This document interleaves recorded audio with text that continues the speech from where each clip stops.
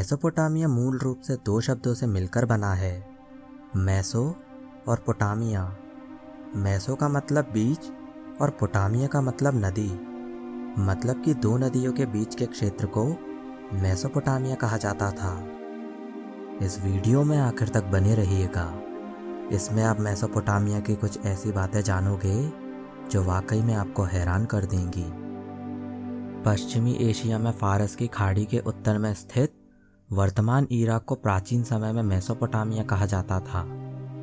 Mesopotamia की सभ्यता दजला और फरात दो नदियों के मध्य क्षेत्र में जन्मी, पली और विकसित हुई। इन नदियों के मुहानों पर सुमेरिया, बीच में बेबीलोनिया और उत्तर में असीरिया सभ्यता का विकास हुआ। यानी कि दो नदियों के बीच की धरती पर इंसानी सभ्यता के सबसे पहले शहर बसाए गए। इन सभ्यताओं के विषय में ये कहावत प्रचलित है कि सुमेरिया ने इस सभ्यता को जन्म दिया, बेबीलोनिया ने उसे उत्पत्ति के चरम शिखर तक पहुंचाया और असीरिया ने उसे आत्मसात किया। दूसरे शब्दों में सुमेरिया, बेबीलोनिया और असीरिया, इन तीनों सभ्यताओं के सम्मिलन से जो सभ्यता विकसित हुई उसे मेसोपोटामिया की सभ्यता कहा गया। 4th सेंचुरी से करीब 3000 सालों तक मेसोपोटामिया की सभ्यता के सबूत मिलते हैं। 1st सेंचुरी के आते आते वहाँ बेबीलोन और निन्वे जैसे कई शहर बसाए जा चुके थे। आज जहाँ इराक और सीरिया जैसे देश स्थित हैं, उसी धरती पर कभी मेसोपोटामिया सभ्यता हुआ करती थी। ये प्राचीन सभ्यता उत्तरी असीरिया और दक्षिणी बेबीलोनिया में विभाजित थी। फिर इसे निचले स्तर पर भी कई प्रांतों में बांटा गया था। 3rd सेंचुरी में इन छोटे छोटे इलाकों को मिलाकर एक साम्राज्य के रूप में साथ में लाया गया। कहा जाता है कि कृषि करने वाले ये पहले लोग थे। इस सभ्यता के लोगों का संग्रहकर्ता से शिकारी और फिर किसान और पशुपालक बनने तक का सफ़र एक ऐतिहासिक है। इस सभ्यता में इंसान की खेती करने और पशुओं को पालने के पहले साक्ष्य मिलते हैं। उस समय सिंचाई के लिए व्यवस्था भी विकसित की गई थी और पशुओं के दूध से कई तरह के उत्पाद भी बनने शुरू हुए थे। प्राचीन मेसोपोटामिया की सभ्यताएं आर्किटेक्चर के मामले में भी काफ़ी उन्नत थी। उस समय के शासकों ने बहुत ही शानदार इमारतों का निर्माण करवाया था, जिनमें से बहुत सी इमारत का प्रयोग ये पूजा स्थल के रूप में और बड़े बड़े बागीचों के तौर पर किया करते थे। इसके अलावा इस सभ्यता को गणित के क्षेत्र में भी महारत हासिल थी। बाद में बेबीलोनियंस ने ही बेस 60 सिस्टम दिया, जिसमें यह बताया गया कि 1 मिनट में 60 सेकंड, 1 घंटे में 60 मिनट और एक सर्कल में 360 डिग्री होता है। बेबीलोनियंस को ग्रह नक्षत्र विज्ञान का बहुत ही गहरा ज्ञान था। अपने गणितीय ज्ञान का प्रयोग करके ही उन्होंने एक साल में 12 महीने के सिस्टम की नींव रखी। इसके अलावा एक हफ्ते में 7 दिनों की प्रणाली को भी इन्होंने ही शुरू किया था। प्राचीन मेसोपोटामिया में शिक्षा की प्रणाली भी बहुत विकसित थी। उन्होंने लिखने पढ़ने के लिए एक लिपि प्रणाली का भी विकास किया। इस लेखन प्रणाली को क्यूनिफॉर्म के नाम से जाना जाता है। उस समय लिखने के लिए मिट्टी के टुकड़ों का प्रयोग किया जाता था, जिन पर यह लिपि लिखी जाती थी। 18th सेंचुरी तक यह दुनिया सुमेरिया की सभ्यता के ज्ञान से बहुत दूर थी। 19th सेंचुरी की शुरुआत में इंग्लैंड और फ्रांस के पुराविदों ने इस सभ्यता को खोज निकालने में सफलता प्राप्त की। सन 1850 में अंग्रेजी पुराविद रॉलिंस ने बिहिस्तून के पास एक ऊंचे टीले पर ईरानी शासक डेरियस द्वारा उत्कीर्ण कराया गया एक शिलालेख खोज निकाला। इस शिलालेख पर फारसी और बेबीलोनियन भाषा का मिश्रण अंकित था और अधिक प्रयास के बाद रॉलिंस ने इसे पढ़ने में सफलता हासिल की और बाद में मेसोपोटामिया सभ्यता का आवरण पूरी दुनिया के सामने खुल गया। वहीं सन 1901 में काले पत्थर से एक दूसरा शिलालेख सूसा प्राप्त हुआ। इस शिलापट्टी पर बेबीलोनियन की भाषा में एक कानूनी संहिता लिपिबद्ध थी।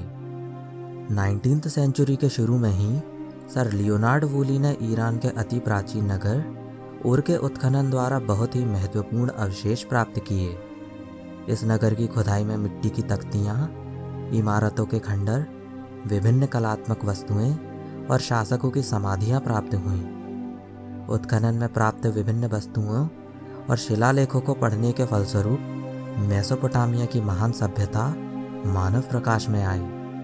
एक थ्योरी में यह पता चला कि सुमेरिया का समाज 3 वर्गों में विभाजित था, जो कि उच्च वर्ग, मध्य वर्ग और निम्न वर्ग थे। उच्च वर्ग में राजा, पुरोहित और राज्य के बड़े अधिकारी सम्मिलित थे। इन्हें समाज में सर्वाधिक सम्मान प्राप्त था। मध्य वर्ग में बड़े कृषक, व्यापारी थे और निम्न वर्ग में दास, श्रमिक और छोटे किसान होते थे। सुमेरियन समाज में दास प्रथा का भी प्रचलन था। समाज में औरतों की स्थिति काफ़ी अच्छी और बेहतर थी, यहाँ तक कि उन्हें अपनी संपत्ति रखने का भी अधिकार था और वे स्वतंत्र व्यवसाय भी कर सकती थीं। कहा जाता है कि सुमेरियन लोगों का खान पान और रहन सहन उच्च कोटि का था। शायद ये लोग ऊनी और सूती कपड़ों का प्रयोग करते थे। इस सभ्यता के लोग पक्के मकानों में रहते थे। स्वच्छता और पवित्रता इनके जीवन के प्रमुख अंग थे। अगर इस सभ्यता की राजनीतिक जीवन की बात करें तो सुमेरियन सभ्यता की काल अवधि निर्धारण के कोई पुख्ता सबूत नहीं है, लेकिन ज़्यादातर इतिहासकार इस सभ्यता को 4500 ईसा पूर्व से लेकर 2550 ईसा पूर्व के समय का बताते हैं। लेकिन इस बात में कितनी सच्चाई है, इसकी कोई पुष्टि नहीं है और ना ही मैं इसके सच होने का कोई दावा करता हूँ।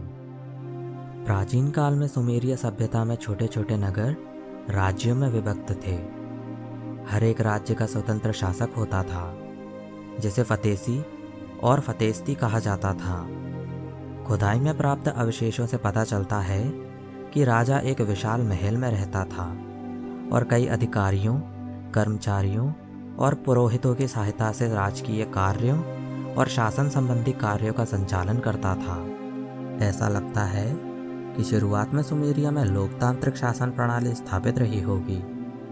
हर नगर राज्य में समय समय पर जनसभा होती होगी और राज्य का हर वयस्क नागरिक इसका सदस्य होता होगा। इस जनसभा द्वारा ही शासन के कार्य संचालित होते थे। लेकिन 3000 ईसा पूर्व के लगभग सुमेरिया में राजतांत्रिक शासन प्रणाली की स्थापना हुई। सुमेरिया में सख्ती से कानूनों का पालन किया जाता था। प्रशासनिक कठोरता के कारण समाज में पूरी तरह शांति स्थापित थी। मुकदमों की सुनवाई का रिकॉर्ड लिखित रूप में रखा जाता था और ये रिकॉर्ड मिट्टी की तख्तियों पर लिखा जाता था। लेकिन सबसे बड़ा सवाल तो यही है कि आखिर सुमेरियन सभ्यता के जनक कौन थे। इस सभ्यता के मूल निवासियों के संबंध में पुख्ता सबूतों की काफ़ी कमी है। इसीलिए इस विषय को लेकर विद्वानों के बीच कई मतभेद बने हुए हैं। कुछ विद्वानों का मानना है कि सुमेरिया के मूल निवासी मंगोल और द्रविड़ रहे होंगे, तो कुछ का मानना है कि सुमेरिया सभ्यता में आर्य और द्रविड़ सभ्यताओं के तत्वों का समावेश है। वहीं कुछ इतिहासकारों के अनुसार भूमध्य सागरीय लोग सुमेरिया सभ्यता के जनक थे। लेकिन डॉक्टर कीथ का मत है कि सिंधु घाटी और सुमेरियन दोनों सभ्यताओं में एक जैसी समानता दिखती है। शायद सिंधु घाटी के लोग सुमेरियन सभ्यता के लोग होंगे। इनके अकॉर्डिंग इस सभ्यता के लोग आस्तिक थे और कई सारे देवताओं को मानते थे।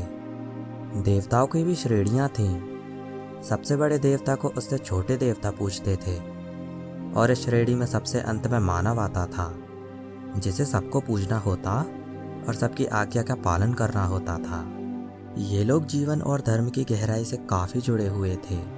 लेकिन आखिर में सिकंदर ने 331 ईसा पूर्व में मेसोपोटामी की सभ्यता को नष्ट कर दिया और वहाँ ग्रीक संस्कृति का प्रचार प्रसार किया और इसी के साथ मेसोपोटामिया की परंपराएं और जीवन दर्शन हमेशा के लिए लुप्त हो गया।